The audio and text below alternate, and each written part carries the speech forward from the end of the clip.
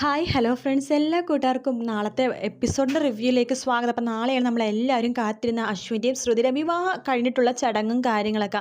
അങ്ങനെ അഞ്ജലി എല്ലാവരും ഇപ്പോൾ പറയുകയാണ്, ഇവരുടെ വിവാഹം അംഗീകരിക്കണമെന്നുണ്ടെങ്കിൽ അത് കഴിഞ്ഞിട്ടുള്ള ചടങ്ങും കാര്യങ്ങളൊക്കെ ചെയ്തേ പറ്റൂ. ഈ കുടുംബത്തിൻ്റെ പാരമ്പര്യം അതാണെന്ന് പറയുമ്പോൾ അശ്വിൻ ഇതൊന്നും അതിൻ്റെയൊന്നും ആവശ്യമില്ലെന്ന് പറയുമ്പോൾ മുത്തശ്ശി പറയണ്ട, എന്തായാലും കല്യാണം നിങ്ങൾ ഇഷ്ടപ്രകാരം നിങ്ങൾ നടത്തിയല്ലോ, ഇതെങ്കിലും നീ സമ്മതിച്ചേ പറ്റൂ എന്ന് പറയുകയാണ്. ഇത് എൻ്റെ ഉത്തരവാണെന്ന് പറയുമ്പോൾ അശ്വിൻ അത് സമ്മതിക്കുകയാണ്. അങ്ങനെ കല്യാണം കഴിഞ്ഞിട്ടുള്ള എല്ലാ ചടങ്ങിനും ശ്രുതിനെയും അശ്വിനെയും കൊണ്ട് അവർ ചെയ്യിപ്പിക്കുന്നുണ്ട്, വീട്ടിലെല്ലാവരും ചെയ്യിപ്പിക്കുന്നുണ്ട്. ഗൃഹപ്രവേശം, അതുപോലെ തന്നെ കുടത്തിൽ കൈയിട്ട് കോയിൻ എടുക്കുന്നതും അങ്ങനെ ഒരുപാട് ചടങ്ങുകൾ ചെയ്യിപ്പിക്കുന്നുണ്ട്. അതിനുശേഷം ശ്രുതിനെ പൊക്കിയെടുത്തിട്ടാണ് മുകളിലേക്ക് അശ്വിൻ കൊണ്ടുപോകുന്നത്. പക്ഷേ അവരുടെ വിചാരം ഫസ്റ്റ് നൈറ്റൊക്കെ അവർ നന്നായിട്ട് സന്തോഷത്തോടു കൂടി തന്നെ ഉണ്ടാകും എന്നൊക്കെ ഞാൻ വിചാരിക്കണം. പക്ഷെ അങ്ങനെയൊന്നുമല്ല. ഫസ്റ്റ് നൈറ്റ് ശ്രുതിക്ക് ഭയങ്കര ദുരന്തം തന്നെയാണ്. ഇങ്ങനെ അങ്ങോട്ട് എപ്പോഴും ശ്രുതിക്ക് ദുരന്തം തന്നെയാണ് കേട്ടോ.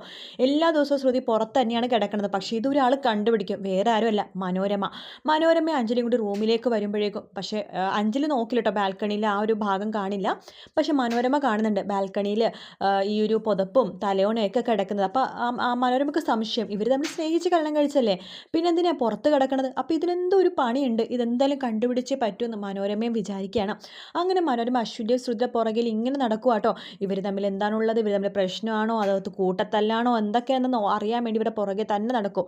മനോരമ വരുമ്പോഴൊക്കെ അശ്വിൻ്റെ കാര്യം മനസ്സിലായി. മനോരമ ഒരു ഇൻവെസ്റ്റിഗേഷൻ്റെ ഭാഗമായിട്ടാണ് ഇങ്ങനെ ഇറങ്ങിയിരിക്കണത്.